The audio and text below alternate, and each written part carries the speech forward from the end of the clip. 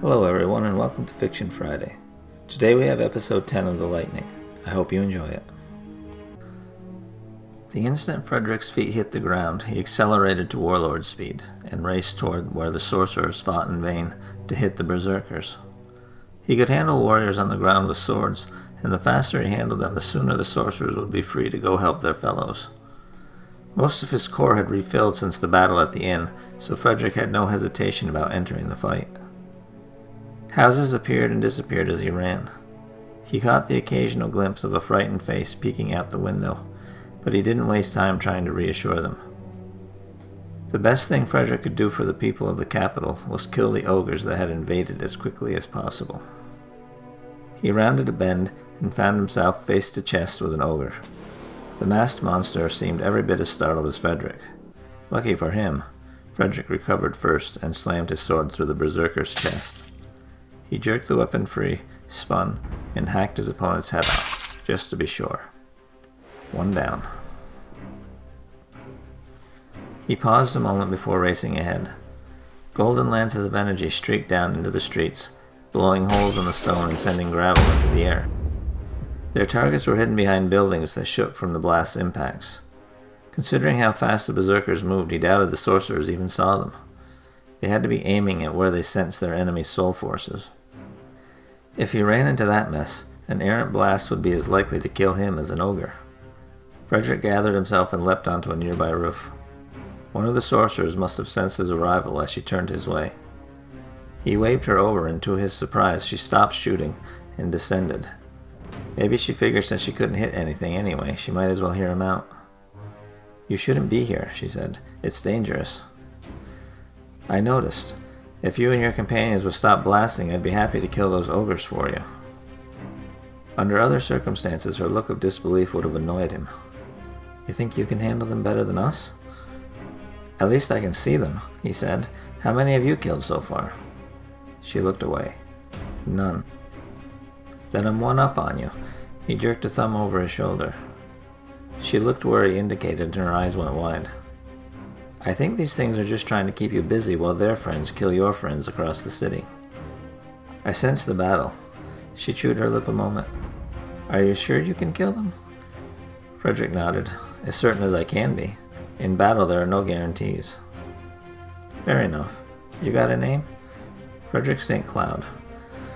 Her jaw dropped. Just a little. "Dornkirk's son? Why didn't you say so in the first place? We'll leave it to you.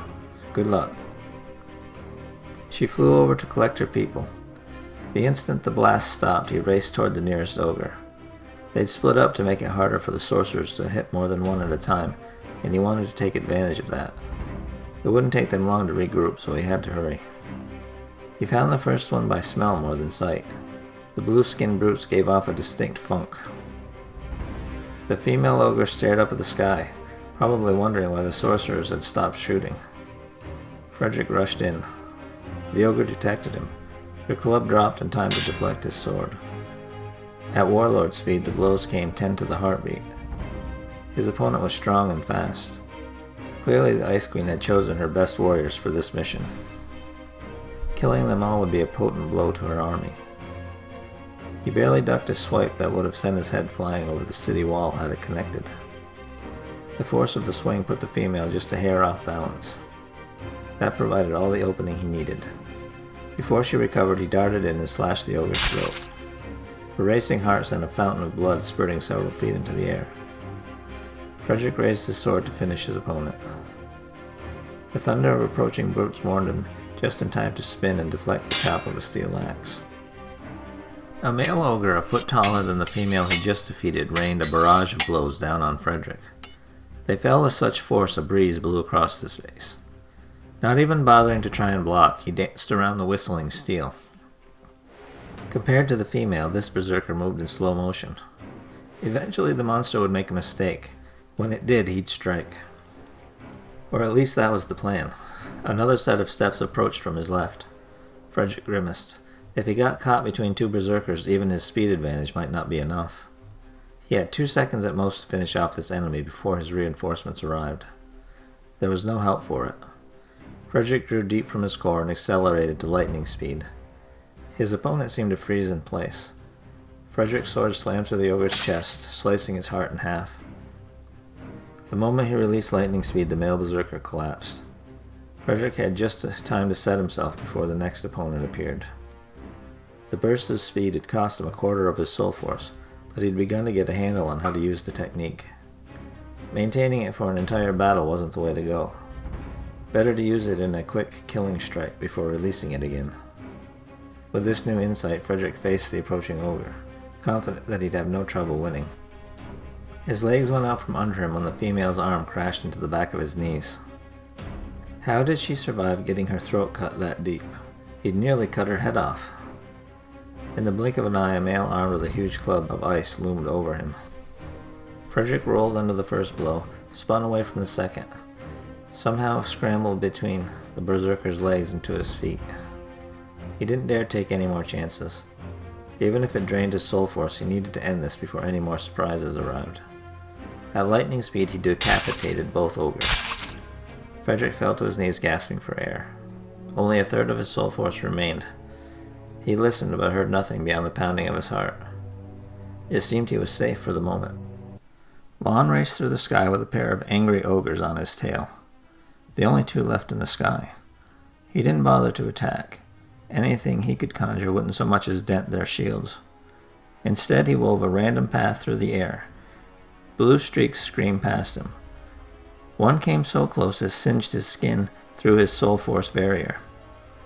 This would teach him to stick his nose into a fight between forces beyond his grasp. A blast detonated to his right, sending him tumbling through the air. He righted himself just in time to find a fist the size of a ham racing towards his face. Lon released his power and fell. The breeze from the near miss ruffled his hair. Just above the rooftops, he caught himself and flew a looping path back into the sky. When no further attacks shot his way, Lon spun and surveyed the sky. The other sorcerers had engaged the ogres, happily returning him to observer status. Having barely survived his last attempt to help out, he hesitated to interfere again. On the other hand, his surprise attack had allowed them to kill one of the enemy, so maybe he needed to risk it.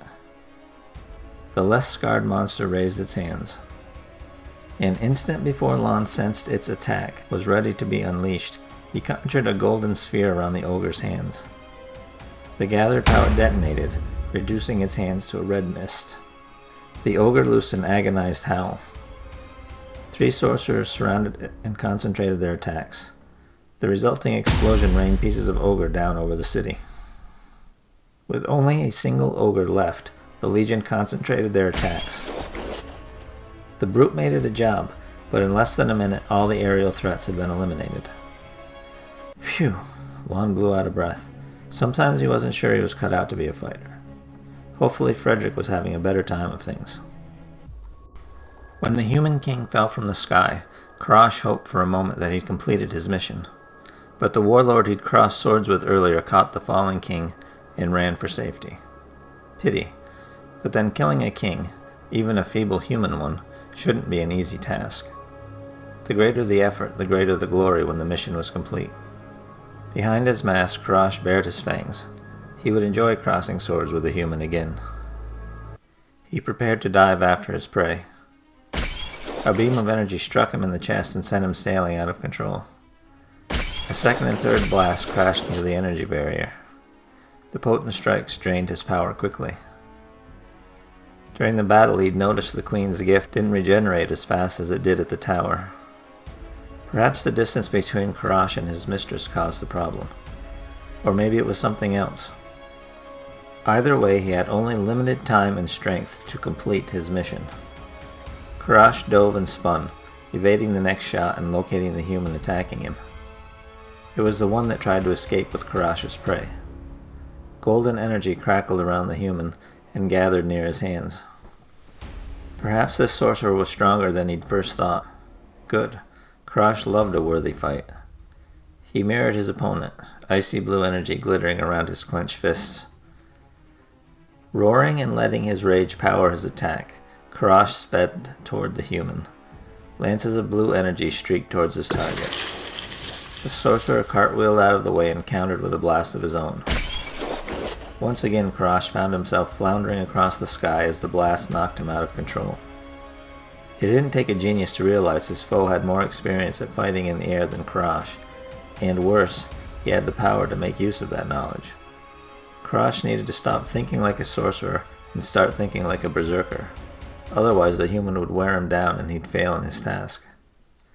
That wasn't going to happen. The innate power of a berserker surged through him, enhancing his perception and making it appear that his opponent had slowed. The human's hands raised for another blast. Karash raced in at full speed. Before the enemy could react, he struck the man in the face with a heavy fist. The sorcerer went tumbling away. Not wanting to risk his foe's recovery and counterattack, Karash sped after him, this time delivering a crushing double-fisted blow to the human's back. His opponent crashed to the street below. Dust and snow billowed up at the impact. Karash drew on the Queen's power again and sent twin spheres into the debris. They detonated together, blowing away the cloud and revealing the broken human lying in the dirt, bleeding but alive.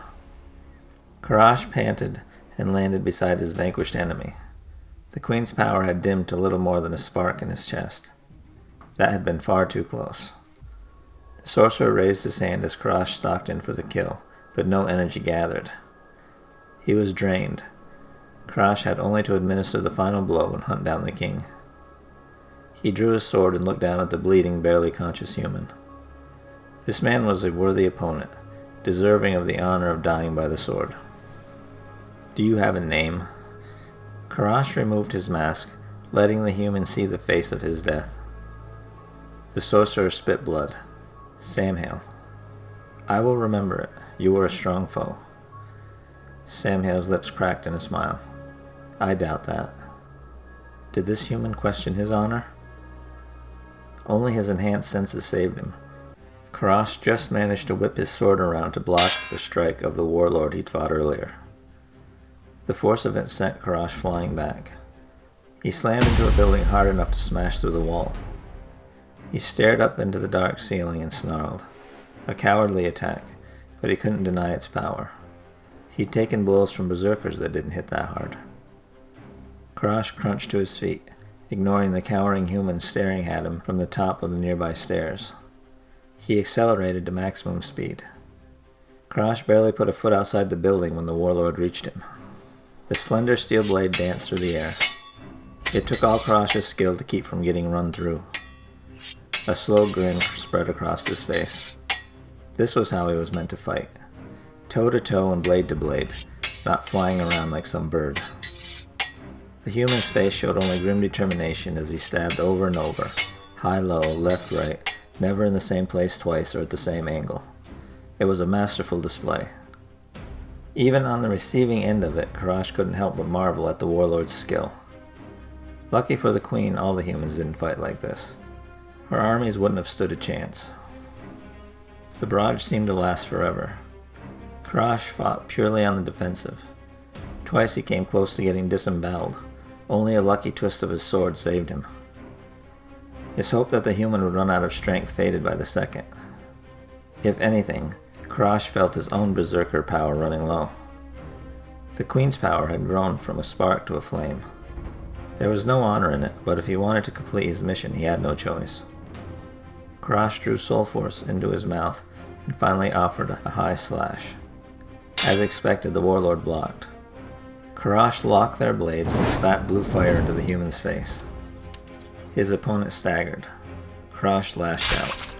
The warlord's head fell into the street with a wet plop. Karash sagged, utterly exhausted. He should let his strength recover, but there wasn't time. He needed to finish the king before more defenders appeared. Thanks for listening to episode 10 of The Lightning. I hope you'll join me next week for episode 11. You can check out the complete Soul Force saga on my website, jamesewisher.com. Link in the description. Until next time, goodbye.